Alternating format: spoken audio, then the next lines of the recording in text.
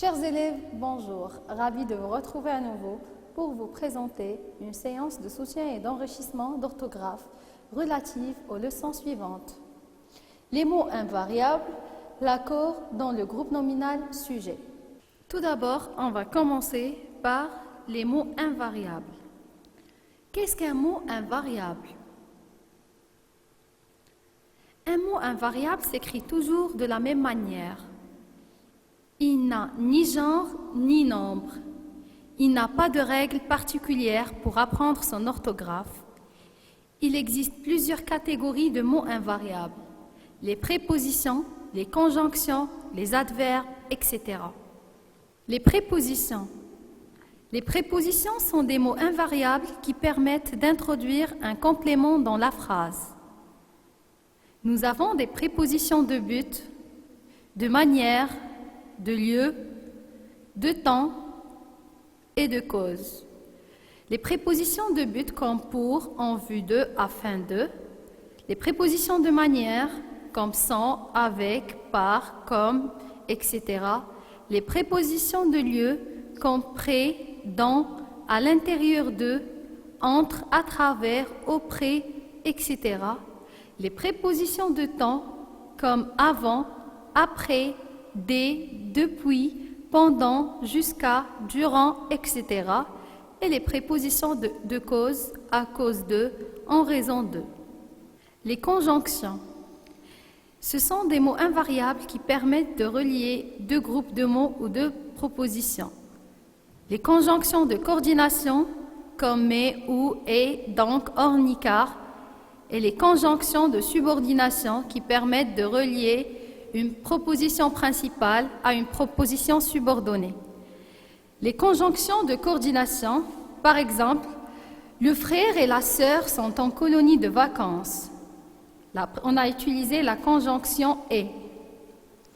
Ils ne veulent ni l'un ni l'autre. On a utilisé la conjonction « ni ». Un exemple pour les conjonctions de subordination, je crois qu'il viendra mardi.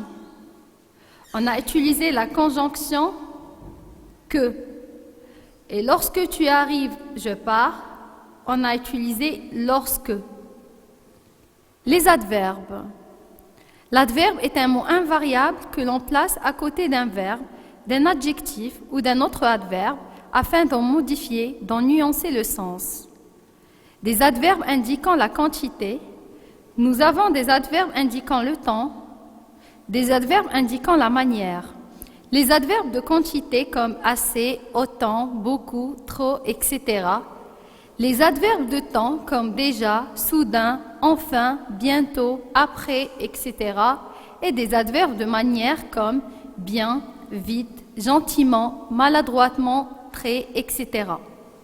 Maintenant, on passe aux exercices d'application. Est-ce que vrai ou faux? Une préposition est un mot invariable qui se place entre deux groupes de mots. Vrai. Une préposition peut se mettre au féminin. Faux. Un adverbe se place généralement juste avant ou juste après le mot qu'il précise ou modifie. Vrai. Un adverbe peut préciser le temps, le lieu ou bien la manière, etc. Vrai. Les adverbes s'accordent toujours avec le verbe. Faux. On peut transformer un adjectif en adverbe en ajoutant le suffixe -ment. Vrai. Les adverbes sont généralement invariables. Vrai. Une conjonction est un mot ou groupe de mots invariables qui sert à relier deux mots, deux phrases ou deux propositions ensemble. Vrai. Dans la phrase « je suis là et je t'attends » et est une conjonction. Vrai. Maintenant, on passe à l'exercice suivant. Entoure le mot invariable. La première phrase, je fais beaucoup de marches pendant les vacances. La deuxième, ce guide touristique part lentement. La troisième, ce chauffeur conduit bien. Et la quatrième, hier j'étais invitée à un mariage. Réfléchissez bien avant de répondre. Très bien. Donc, dans la première phrase, il y a le mot beaucoup et le mot pendant. Dans la deuxième phrase, il y a lentement. Et dans la troisième phrase, il y a bien. Et dans la quatrième phrase, hier. On passe à l'exercice suivant. Encadre les mots invariables et précise ce qu'ils indiquent. Manière, temps, lieu, cause. La première phrase, il voyage car il aime découvrir les paysages. Encadrer le mot invariable et préciser ce qu'il indique. Très bien. Le mot invariable dans la première phrase est car il indique la cause. La deuxième phrase, maintenant il fait beau partout. Encadrer les mots invariables et préciser ce qu'il indique. Maintenant, il indique le temps. Partout, il indique le lieu. La troisième phrase, cet artisan travaille correctement. Le mot invariable est correctement. Il indique la manière. La quatrième phrase, mon père récupère son passeport aujourd'hui. Encadrer le mot invariable. Très bien. Aujourd'hui, il indique le temps. Ma maison est en face de la boucherie. Encadrer le mot invariable. Très bien. Le mot invariable est en face. Il indique le lieu. On passe à l'exercice suivant. Souligne les mots invariables et place-les dans le tableau ci-dessous. La première phrase, des vacanciers se baignent car la mer est magnifique ici. On souligne le mot invariable et on le place dans le tableau. Le mot invariable dans la première phrase est car. Il relie deux propositions. Le deuxième mot, ici, il indique le lieu. Il a trop mangé. Le mot invariable est trop. Il indique la quantité. La troisième phrase. Soudain, nous avons eu un orage. Le mot invariable est soudain. Il indique le temps. La quatrième phrase. Ces touristes aiment beaucoup la pastilla. Le mot invariable ici est beaucoup. Il indique la quantité.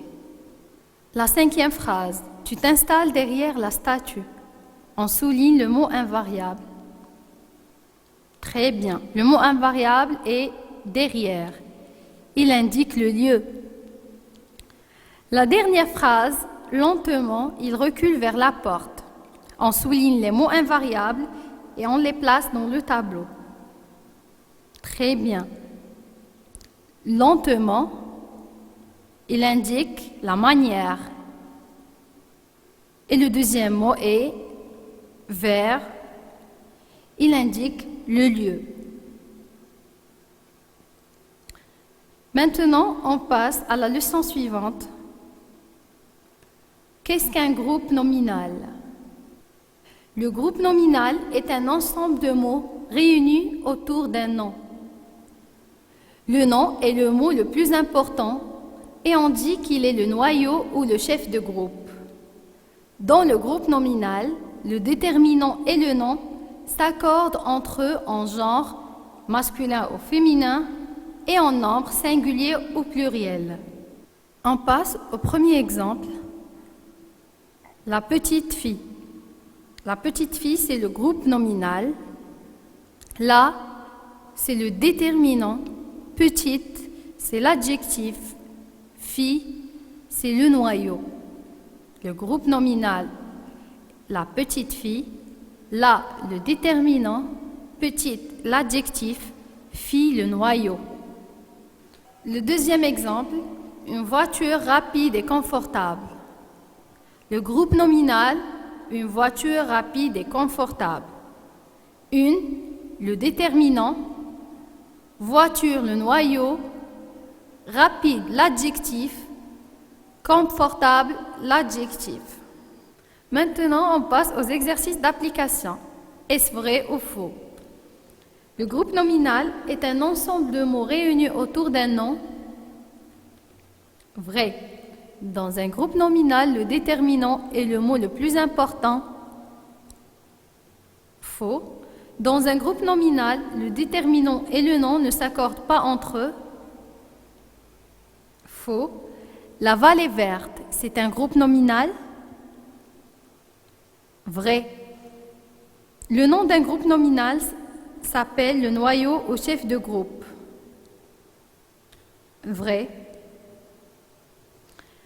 On passe à la question suivante. Trouve le noyau ou le chef de groupe pour les groupes nominaux suivants. Des enfants joyeux. Cherchez le noyau. Des enfants joyeux. Le noyau est des enfants. L'immense montagne. Le noyau est montagne. Des chiens enragés. Le noyau est chien. Un train très rapide. Le noyau est train. Votre grande table. Le noyau est table. Tableau de maître. Le noyau est tableau. Une corne de gazelle. Le noyau est corne. Notre valise en carton. Le noyau est valise. De l'eau de pluie. Le noyau est eau. De la lave du volcan. Le noyau est lave. On passe à l'exercice suivant. Entoure les déterminants dans chaque groupe nominal. La belle maison. Le déterminant est la. Des vieux mouchoirs. Le déterminant est des. Notre pomme rouge. Le déterminant est notre. Ses chaussettes bleues. Le déterminant est c'est. Ton poisson rouge. Le déterminant est ton. Un château gigantesque. Le déterminant est un. Ce gâteau. Le déterminant est ce. La nuit étoilée. Le déterminant, la. Son crayon vert. Le déterminant, son. Mon chien. Le déterminant, mon. Son canapé en cuir. Le déterminant, son. Le sapin. Le déterminant, le. On passe à l'exercice suivant. Remplace les mots en couleur par le nom entre parenthèses. Faites attention aux accords. La première phrase. Ces personnes courageuses. On va remplacer le mot personne au pluriel par personne au singulier. Très bien. Cette personne courageuse. La deuxième phrase. Les montagnes enneigées. On va remplacer le mot montagne au pluriel par le mot montagne au singulier. Très bien. La montagne enneigée. La troisième phrase, une grande feuille blanche. On va remplacer le mot feuille par le mot livre. Très bien. Un grand livre blanc. La quatrième phrase, ce gros chien noir. On va remplacer le mot chien par le mot chienne. Très bien. Cette grosse chienne noire.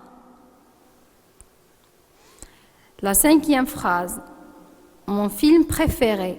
On va remplacer le mot film par série. Très bien. Ma série préférée. Merci pour votre attention. Je vous donne rendez-vous dans une nouvelle séance de soutien et d'enrichissement. À bientôt.